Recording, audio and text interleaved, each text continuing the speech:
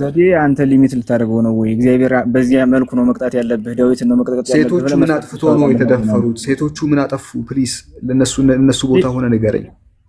ይሄ እኮ የአምላክ ፍርድ እኮ ነው። እኛ የምናውቀው ነገር የለም እኮ አምላክ ፍርደ ገምደል ነው አምላክ። ስለዚህ ያንተ አምላክ ነው ይሄን ያደረገው፣ ፍርደ ገምደል ነው ማለትም ምንም ባታጠፋም ያስደፍራል፣ ዝሙትን በዝሙት ያስመልሳል። እና ይሄ ነገር ተገቢ አይደለም። ሌላ መልስ የለም ከዚህ ውጭ? አቡ ቀለምሲስዬ ምን ለማለት ነው? እስኪ ድግሞ ያልከው የተሻለ መልስ ፍርደ ገምደል ነው ሲባል በቃ እንትን ነው ማለት ነው። ዲክታተር ሲባል አጠፋ አላጠፋ ድምጥ ዝም ብሎ የሚጮቅን ማለት ነው። ጨቋኝ ገዢ ማለት ዲክታተር የሚባለው ጨቋኝ ገዢ ነው። በፍትህ መሄድ አይደለም ማለት ነው። በዚህ ኮንቴክስት የተቀጣው ማለት ነው። ለምሳሌ ሊቀጣ የተፈለገው ማለት ነው። በዚህ ኮንቴክስት ሊቀጣ የተገባው ዳዊት ነበረ። ነገር ግን ዳዊት ፈታ ብሎ ነው ያደረው። ዳዊት ተቀጣ ለማለት ዳዊት መደብደብ አለበት። ምን መሰለህ ዳዊት ማታ ምን መሰለህ ዳዊት ግን ጠዋት የተደፈሩት ሚስቶቹ ናቸው። እሺ ዳዊት ተቀጣ ለመባል ግዴታ ዳዊት ጥርሱ መውለቅ አለበት? አዎ፣ ምክንያቱም በመጽሐፍ ቅዱስ መጽሐፍ ቅዱስ እንደዛ ሕዝቅኤል ላይ እንደዛ እስኪ አንተ አሁን ለምሳሌ እሺ ቆይ አንዴ አንተ ላሳይ ሕዝቅኤል ያለው አሁን ማን ያለው አይደል ያልከው? ማን ያለው አይደል ያልከው? እንደዚህ ዳዊት ተቀጣ ለማለት ግዴታ ዳዊት ጥርሱ መውለቅ የለበትም። ዳዊት የሚቀጣው ራሱ ላይ ፊዚካሊ አታክ በመድረሱ አይደለም ዳዊት ተቀጣ የሚባለው።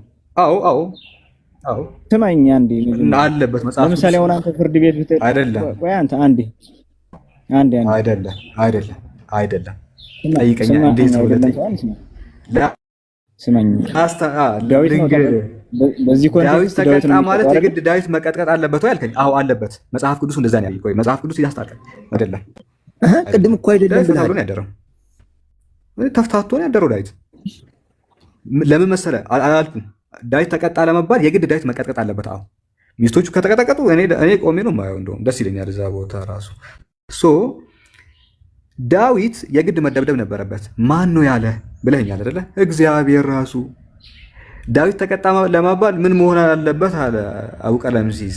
ዳዊት ተቀጣ እስቲ የሚባለው መቼ ነው አለኝ። ዳዊት ሲደፈር እንደዛ ይላል ቃሉ። አሁን እንደዛ ይላል። የቱ ጋር? በኦሪት ዘዳግም ምዕራፍ 24 ቁጥር 14 ላይ፣ በትንቢተ ሕዝቅኤል ምዕራፍ 18 ቁጥር 20 ላይ፣ በመጽሐፈ ነገሥት ምዕራፍ 14 ቁጥር 6 ላይ ኃጢአት የሰራውን ሰውዬ ራሱኑ ቀጥቅጡት፣ ሌላ ሰው አትንኩ ይላል። ኃጢአት የሰራ ሰው ከተገኘ ራሱኑ ደብድቡት ይላል፣ ሌላን ሰው አትንኩ ይላል።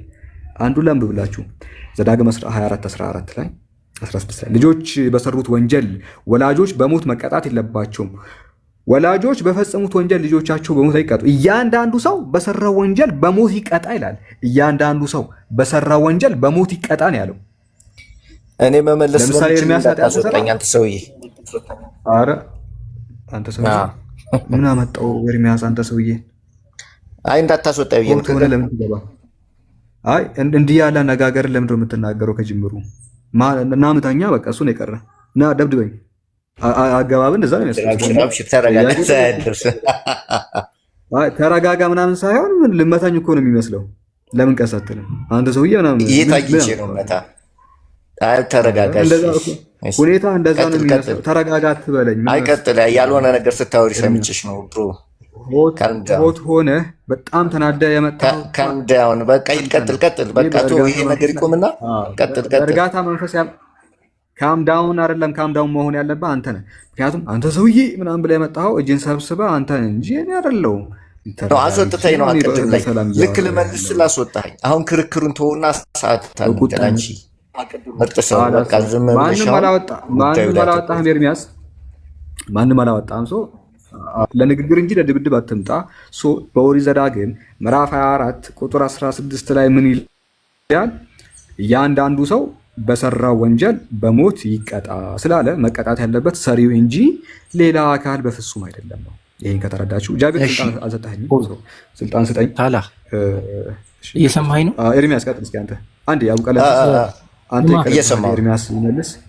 ኤርሚያስ ይመልስ አንዴ። ኤርሚያስ ክርስቲያን ነው፣ የተሻለ እውቀት አለው ብዬ አስባለሁ። ኦርቶዶክስ ነኝ። ኤርሚያስ ኦርቶዶክስ ነው። በጣም ጥሩ ነው። ምን እናደርጋለን መሰለህ? ጥያቄውን ሰምተኸኛል ወይስ ወይ ጃቢሮ? ቆይቷል ከሰጠ። ኦኬ፣ መጨረሻ ላይ ሰምቻለሁ፣ ግን ኢትስ ኦኬ። ጉዳዩ ስለገባኝ ምንድነው ሀሳቡ? እነዚህ ሰዎች እንደ ጽድቅ ሆኖ ተቆጥሮላቸዋል ወይ ነው ዋናው ጥያቄ መሆን ያለበት። ምን እንደ ጽድቅ ሆኖ ተቆጥሮላቸዋል ወይ? እንደ ጽድቅ አሁን ይሄን ያደረጉትን በደልና ኃጢአት አሁን ለምሳሌ ነብዩ ሰለሞን አለ 500 ሚስት አገባ፣ ለጣዖት ሰገደ ይላል መጽሐፍ ቅዱሳር። ያ ነገር እንደ ጽድቅ ተቆጥሮለታል ወይ? እንደ ጽድቅ ተቆጥሮለታል? ማን ያነሳው ይሄን ጥያቄ? ማን ያነሳው? አንተ? እኔ ሳላ ወሬ በስም ግን አንተ ከሌላ ቤት ነው የመጣኸው ስልህ ከሌላ ቤት ነው የመጣው። የሆነ ሰው ጋር ልክ እንደዚህ ዲቤት እያደረግን እስኪ እንደው የተሻለ ሰው አለ የተሻለና እሱ ጋር አውራ ብላኝ ልካይ ነው ኤርሚያስ። እሺ ሂድ ቀጥል። ኦኬ ሶሪ። እሺ ከነጋ ይሄን ጥያቄኛ ጭራሽ ነው ያልጠየቅነው ነው የምልህ። ስለዚህ እኔ ያልጠየቅኩ። ኦኬ አይ ብዙ ጊዜ ያው የእናንተ ጥያቄች ናት ብዬ ነው። ሶሪ ይቅርታ እላለሁ። ቀጥልሽ። እኛ በጣም ብዙ ጥያቄዎች አለን። የኔ ጥያቄ መጽሐፈ ነገሥት ካለ ላይ ነው። ላንብብልህና ከዛ ምላሽ የምትለውን ትነግረናለህ። መጽሐፍ ቅዱስ ይዘሃል ኤርሚያስ? በደንብ መጽሐፍ ቅዱስ መጽሐፈ ሳሙኤል ካለ ምዕራፍ 11 ቁጥር 2 ላይ የእግዚአብሔር ነቢይ የሆነው ነቢዩ ዳዊት ቤርሳቤ ተብላ የምትጠራውን የኦሪዮን ሚስት ይገናኛታል አስመጥቶ አይደለ? ባል እያላት አይደለ? ታውቀዋለህ ታሪኩን? ኦኬ እስኪ አንብበው ሂድ። አንድ ቀን ከቀትር በኋላ ዘጌት ብሎ ዳዊት ከቀን እንቅልፉ ነቅቶ ወደ ቤተ መንግስቱ ሰገነት ወጣ። እዚያም ወዲያና ወዲህ ሲመላለስ ገላዋን የምትታጠብ አንዲት ሴት አየ። ሴትየዋም በጣም ውብ ነበረች። ስለዚህ ማንነቷን ለማወቅ ዳዊት አንድ መልእክተኛ ልኮ ቤርሳቤ ተብላ የምትጠራ የኤልያም ልጅ የሂታዊው የኦሪዮ ሚስት መሆኗን ተረዳ። እርሷም ሄደው ያመጡላት ዘንድ ዳዊት መልእክተኞችን ላከ። እነርሱም ሄደው አመጡላትና ከእርሷ ጋር ግንኙነት አደረገ፣ ከሰው ሚስት ጋር ማለት ነው። ከዛ ጸነሰችበት። ምዕራፍ 12 ቁጥር 11 ከቤተሰብ እግዚአብሔር አሁን ሊቀጣው ወሰነ። ዳዊት ኃጢአት ሰራ አይደለ? አይደለ? ከሰው ሚስት ጋር ስለተኛ ሊቀጣው ወሰነ። ምዕራፍ 12 ቁጥር 11 ከኔ ጋር በደንብ እንትን በል። ከቤተሰብህ አንዱ ተነስቶ ችግር እንዲያደርስብህ የማደርግ መሆኔን በመሐላ አረጋግጥልሃለሁ። ሚስቶችን ወስጄ ለሌላ ሰው በምሰጥበት ጊዜ ይህ ነገር እንደሚፈጸም ትገነዘባለህ። እርሱም ከሚስቶች ጋር በቀን ብርሃን ይገናኛል። አንተ ይህን ኃጢአት በስውር ሰርተሃል። እኔ ግን እስራኤል ሁሉ ይመለከቱ ዘንድ ይህን ነገር በቀን ብርሃን ባለበት በግልጥ አደርጋለሁ አለ እና ምንድን ነው ዳዊት ከቤርሳቤ ከኦሪዮ ሚስት ጋር ስለተኛ እሷ ላይ ዝሙት ስለሰራ እግዚአብሔር ሲቀጣው የዳዊትን 8 ሚስቶች ወሰደ። ሚስቶችህን ነው የሚለው። 8 ሚስቶችን ወሰደና በአደባባይ ሰው ሁሉ እየተመለከተ አቤሴሎም የተባለ የዳዊት የራሱ ልጅ ከ8ቱ ሴቶች ጋር ተራ በተራ እንዲተኛ አደረገ። 16ኛው ምዕራፍ 22ኛው ቁጥር ላይ ይናገራል። አሁን እዚህ ጋር ጥያቄያችን ማታ ከቤርሳቤ ጋር ዝሙት ሰርቶ ፈታ እያለ ያደረው ዳዊት ሆኖ ሳለ እግር ያልያዙ በስፍራው ያልነበሩ ሚስቶቹ የሚደፈሩበት ምክንያት ምንድን ነው? ሲደፈሩ ሴት ልጅ ስትደፈር ሳይኮሎጂካል ጉዳት ይመጣባታል፣ ፊዚካል ጉዳት ታስተናግዳለች። ምንም ባላደረጉት ነገር ማታ ሲደፈሩ እንዴት ይታያል? ለምሳሌ አባትህ ጥፋት ሰራና መጣ ነው ገብቶኛል። ጠዋት ፖሊሶች መጥተው እናትህን ወስደው ቢያስደፍሩ ይሄ ተገቢ ነው ወይ? አምላክ እንዴት እንዲያለ ልንገርህ፣ የቅድሙን ልድገምልህ። ኧረ አንተ ሰውዬ ተረጋጋ እባክህ። የቅድሙን ልድገምልህ። ይሄ ነገር እንደ ጽድቅ ተቆጥሮለታል ወይ? መልስ። እንደ ጽድቅ ተቆጠረ አልተቆጠረ ሳይሆን ሴቶቹ ምን መልስልኝ። እየጠየቅኩህ እኮ ነው። ሀሳቡን ያነሳኸው አንተ ጠየቅከኝ፣ እኔ ደግሞ ጠየቅኩህ። የዳዊት ተግባር አጭር ምላሽ፣ የዳዊት ተግባር ጽድቅ አይደለም። መጽሐፍ ቅዱስ እንደ ጽድቅ አልቆጠረለትም፣ እንደ ኃጢአት ነው የተያዘው። አልቆጠረ ትክክል፣ እንዳልጨቃጨቀ ትክክል። ጥያቄው ግን እሱ ሳይሆን ኤርሚያስዬ የዳዊት ሚስቶች እግር ሳይዙ ሳይተባበሩ የሆነ ሰውዬ አደባባይ ላይ ሲጫወትባቸው፣ ሲፈጫቸው፣ ሲደፍራቸው ይሄ ነገር ከፍትህ አንጻር እንዴት ይታያል ነው እንጂ የእሱ ተግባር የማን ውሳኔ ነው? የእግዚአብሔር ውሳኔ። በፍጹም ተሳስተሃል ነው። የሰራዊት ጌታ እግዚአብሔር ይላል። ማን ነው የሰራዊት ጌታ እግዚአብሔር? እንካ ልንገር፣ መጽሐፍ ቅዱስ ነው አልተረዳሁም። ለዚህ ነው እንካ ልንገር፣ መጽሐፍ የሰራዊት ጌታ እግዚአብሔር ይላል። አውጣ አውጣ አውጣ አውጣ አውጣ አውጣ። እሺ ካሜራ ካለትና አውጣ። ያላ ወጣ። ለማን ውሳኔ እንደሆነ ነው ያለ ጌታ እግዚአብሔር ማን ነው? እቺን ብቻ ነገር የሰራዊት ጌታ እግዚአብሔር አይደለም አይደል ያለው? የሰራዊቱ ጌታ እግዚአብሔር ነው ይሄንን የሚናገረው። ተማ እግዚአብሔር አይደለም ያለው እሱ። አንዴ አቡ ቀለምሲስ ሚውት አድርጋ አንተ ሚውት አድርግና ኤርሚያስ ጋር ለቀጥል። ምን ሆነ ነው? እኔንም ስማኛ ኤርሚያስ ተመለስ። ወጥቷል። ዝም አትልም? ከሱ ጋር ያወራው ሚውት አድርግና ተራህን ጠብቅ። አልወጣም። ይዋል ገስት ላይ አለ። አንተ ልጅ ገስት ላይ አለ። ጠብቅና አይቀርልህም። አንተ ላይም ቢሆን ስማኝ። አለሁ አንድ ጊዜ ደቂቃ ስጠኝ። አለሁ የሰራዊት ጌታ እግዚአብሔር እንዲህ ይላል ነው ያለው። ማን ያለው? ኤርሚያስዬ።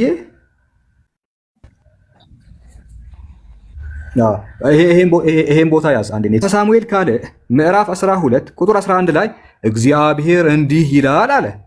እግዚአብሔር አይደለም ያልከው አንተ፣ ሌላ ሰው ነው ያለው እንጂ እግዚአብሔር አይደለም አልከው። አንዴ ከፍቼ ላሳያ። ተመለስ።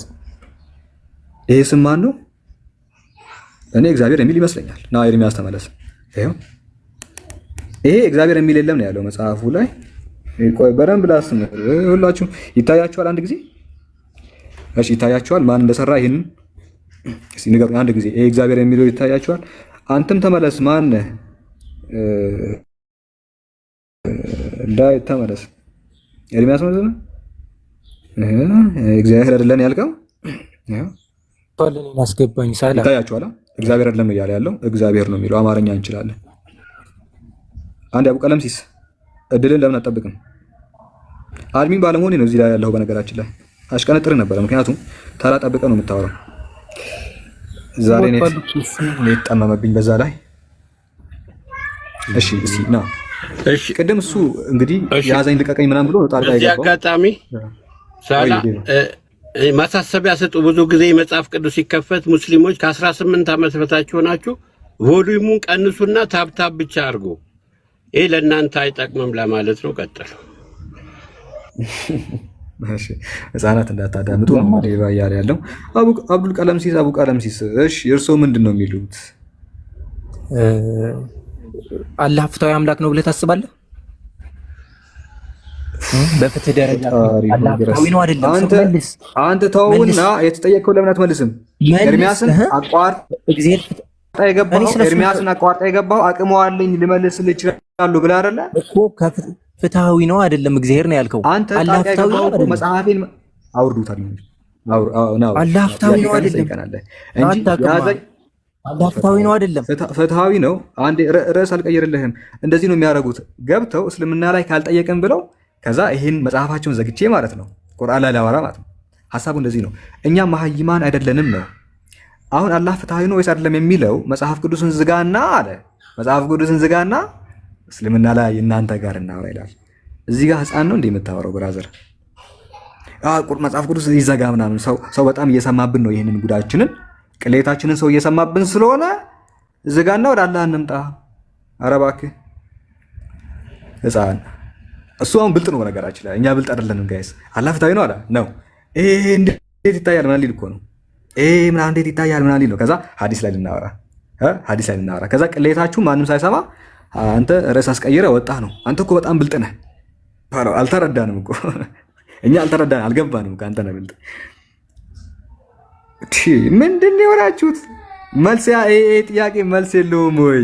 ለምንድን ነው የማትመልሱት? አምላክ እንዲህ ያለን የቀነጨረ ህግ እንዴት ይሰጣል? የቀነጨረ ህግ ማለት ነው ቅንጭርጭር ያለ ህግ።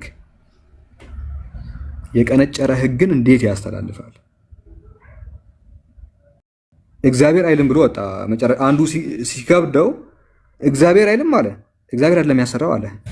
መጽሐፉን ከፈትኩላ ሳሳየው ዘሎ ወጣ ከገስት ላይ እግዚአብሔር ይላል። ይሄው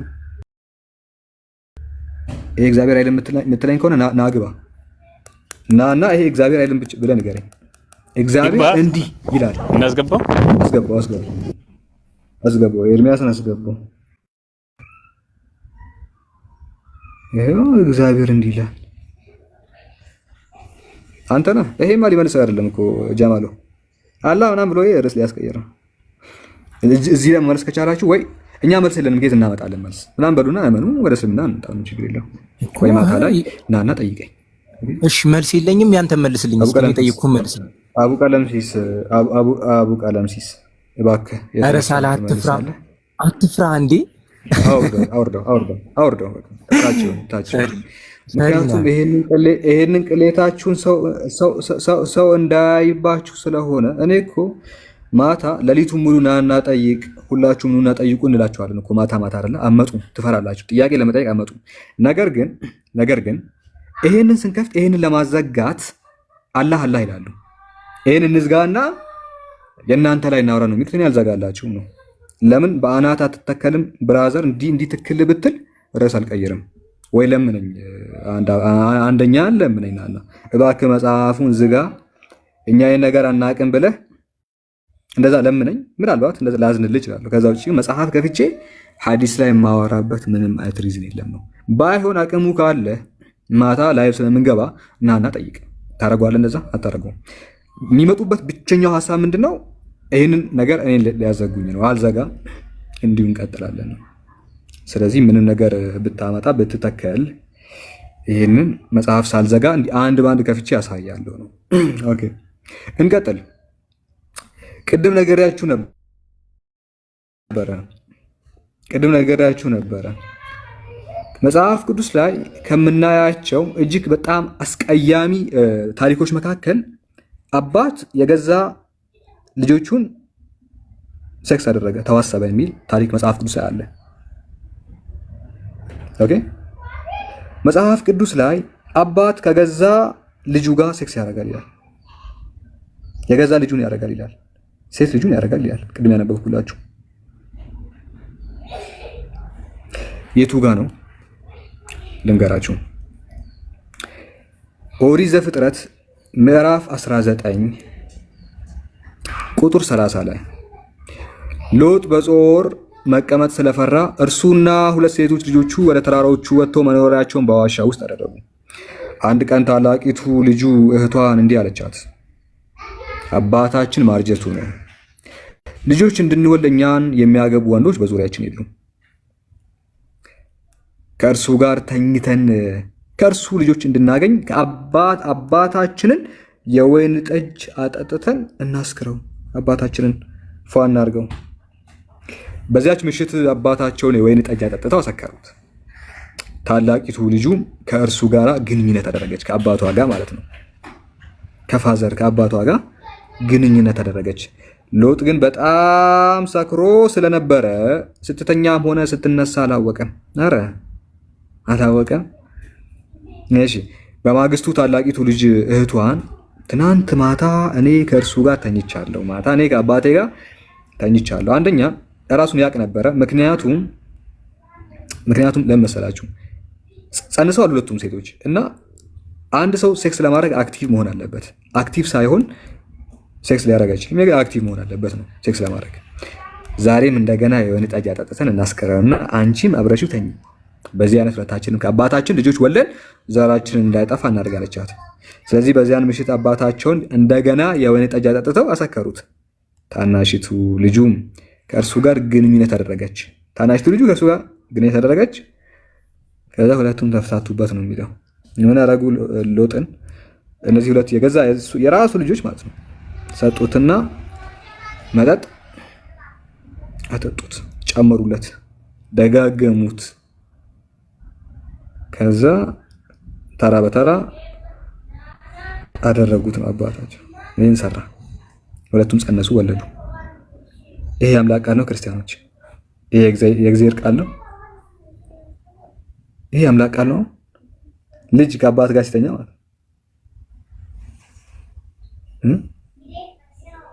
ይሄን እግዚአብሔር አልተቆጣበት። አንድም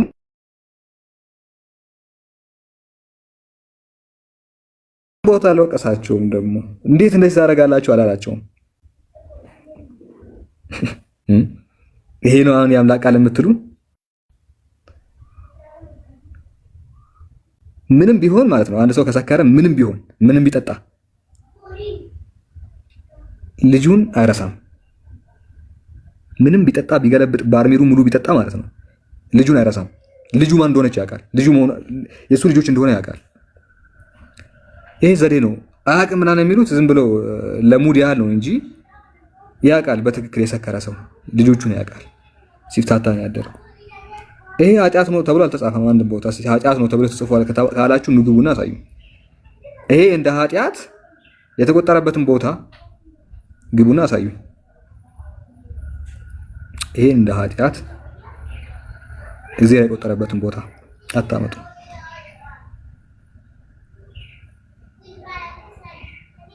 ማንን ያስተረፉት ነው? እንዳለ እኮ ነው።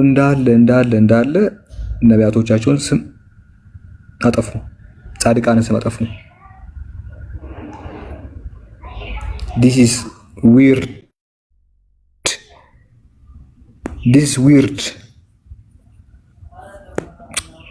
እሺ እስቲ ሌላ ምን ላንሳላችሁ? ብዙ እንትን ሀሳብ ነው ያለው። ወላ ተቀረቡ ዝም ብሎታል። አለመቅጣቱ ማለት ነው።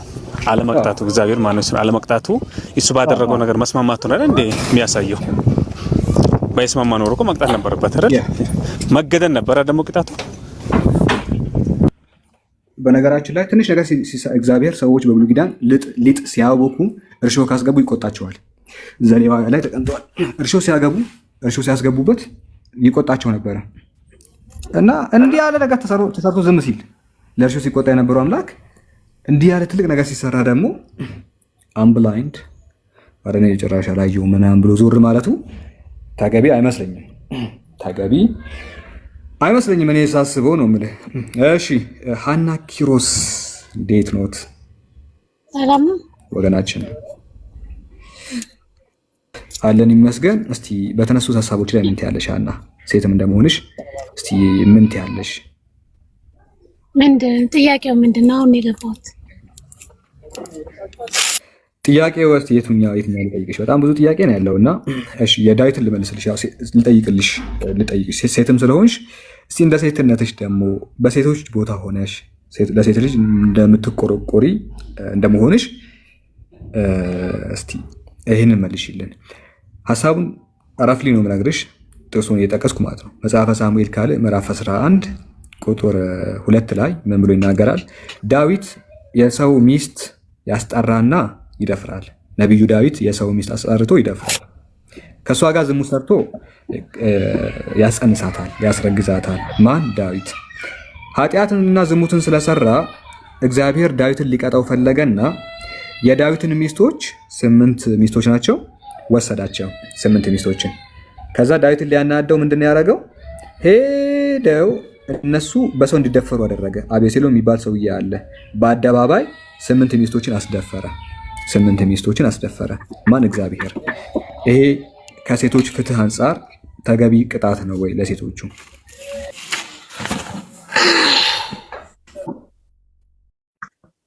መልሽልን።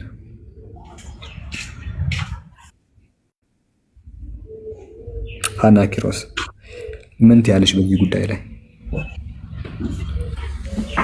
በነገራችን ላይ መጽሐፍ ቅዱስ ላይ ያሉ ሰዎች በሙላ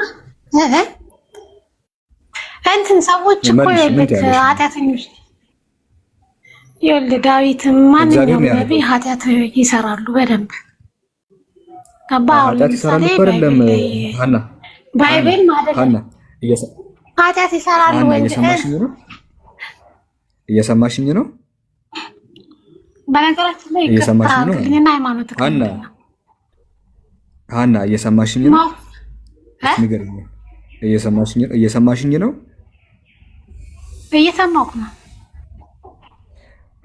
የኔ ጥያቄ ሰዎች ለምን አደረጉ ሳይሆን እንደዛ እኮ አይደለም ጥያቄ። ሀና ማንም የፈለገውን ነገር ሊያደርግ ይችላል። ገብቶሻል? የኔ ጥያቄ ዳዊት ለምን እንደዚህ ያደረገ እኮ አይደለም። እሺ ሀና፣ የኔ ጥያቄ ዳዊትማ ሊያደርግ ይችላል፣ ዳዊት ሰው ስለሆነ። እሺ ዳዊት ሰው ስለሆነ የፈለገውን ነገር ሊያደርግ ይችላል። ግን ዳዊትን ሲቀጣ እግዚአብሔር ምንድን ነው ያደረገው ነው ጥያቄው። እዛ ጋ ነው። እግዚአብሔር አምላክ ነው አይደለ? እግዚአብሔር አምላክ ነው። አምላክ ያደረገውን ጥያቄ ነው የጠየቁሽ። አምላክ ምንድን ነው ያደረገው መሰለሽ? ዳዊት ኃጢአት ዝሙትን ሲሰራ የዳዊትን 8 ሚስቶች ወሰደና አቤሴሎም ለሚባል ሰው ሰጣቸው። ከዛ በአደባባይ ላይ ማለት ነው። አደባባይ ሲባል ሰዎች የሚመለከቱበት ቦታ፣ ሰዎች የሚዝናኑበት፣ ፈታ የሚሉበት ቦታ ላይ 8 ሚስቶችን እዛ አሰኛቸውና አቤሴሎም የሚባለው እንዲረሽናቸው አደረገ። አንድ በአንድ ተራ በተራ ከነሱ ጋር እየተኛ ከዚህ ችኛዋን ደፍሮ ያችኛዋን ደፍሮ ያችኛዋን እንዲደፈር አደረገ። አሁን እዚህ ጋር ጥያቄው ኃጢአትን የሰራው ዳዊት ሆኖ ሳለ ዳዊት መቀጣት ሲኖርበት ሚስቶቹ ለምን ይጨፋጨፋሉ? ለምን ይደፈራሉ? የሚል ነው። ሴቶች ናቸው። ሰው ሲያያችሁ ታውቃላችሁ መደፈር በጣም ከባድ ነገር እንደሆነ እና ይሄ ተገቢ ቅጣት ነበረ ወይ ነው ሀና? ማለት ዳዊት ሲጀምር 8 ሚስቶች ነበሩት ሲጀምር እንትኑ የተወሰነ ዳዊት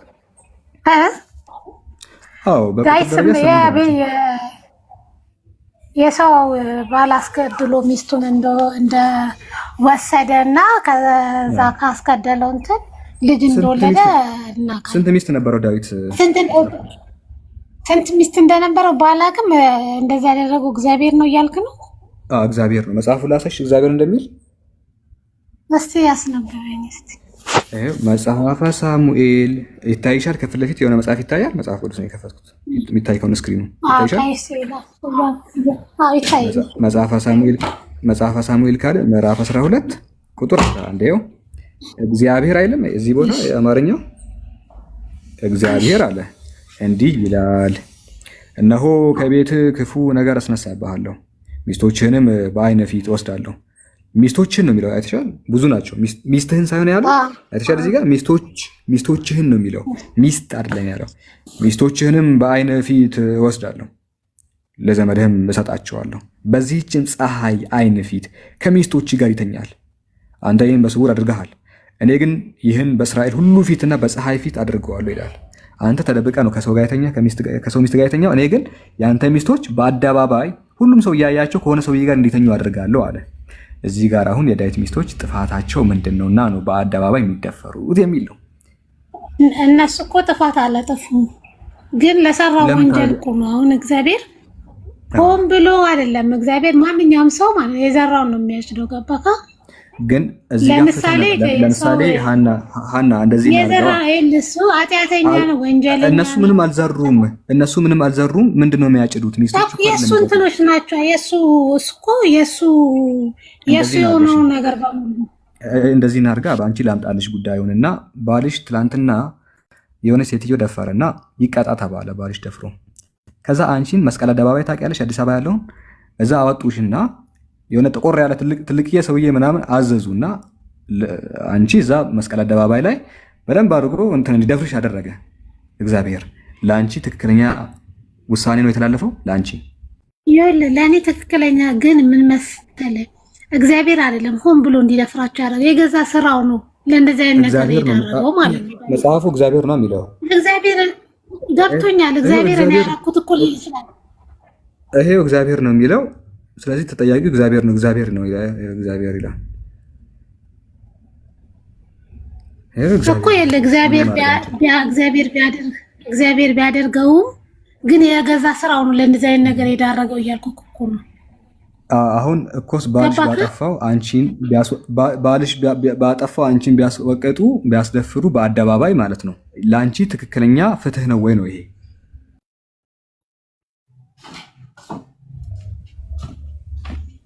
አረ ልቀቁኝ፣ እኔ ምንም አላጠፋሁም ነው የምትለው።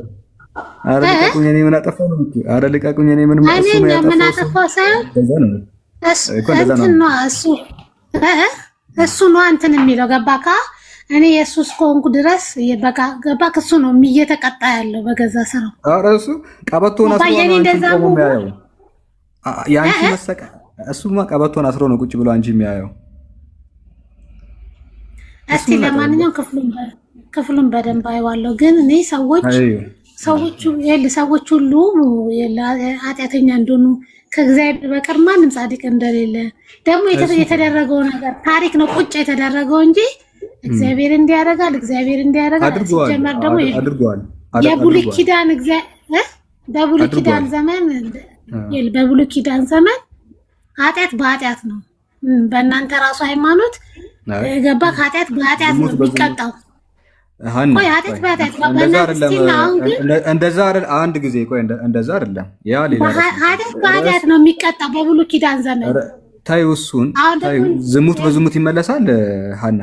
በቃ ይልክ ኃጢአት በኃጢአት ነው። ዝሙት በዝሙት እኮስ እቺ መልሽ አንድ ሰው ኃጢአት ሲሰራ አንድ ሰው ሲሰራ ዝሙት በዝሙት ይመለሳል ወይ? በጮሃ አይደለም ሀና ቂሮስ ስለ ጮህሽ እኮ የመለስሽ ነው ማለት አይደለም። የጮህሽ እንጂ የመለስሽ አይደለም። ዝሙት በዝሙት ባይመለስ አው ቆይ እንደዛ ከሆነ ዝሙት የብሉይ ኪዳንን ቆይ አንዴ ሀና